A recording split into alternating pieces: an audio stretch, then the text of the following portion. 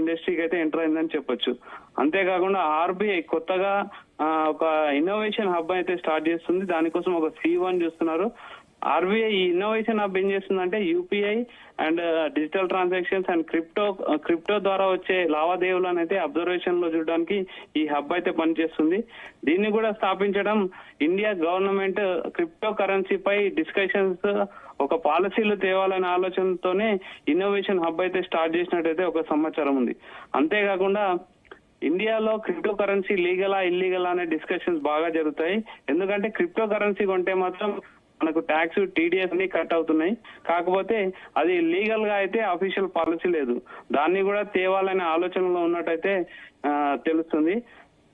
అంతే విధంగా ఓవరాల్ గా చూసుకుంటే క్రిప్టో కరెన్సీపై ఒక 30% దాకా ట్యాక్స్ ఉన్నట్టు ప్రజెంట్ పాలసీ ఉంది.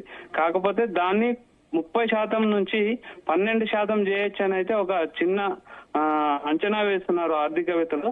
ఖచ్చితంగా ఇలా ఈ 12% చేయడం అనేది అయితే క్రిప్టో ఇన్వెస్టర్లకు అయితే మంచి ఒక పెద్ద అవకాశం అనుకోవచ్చు.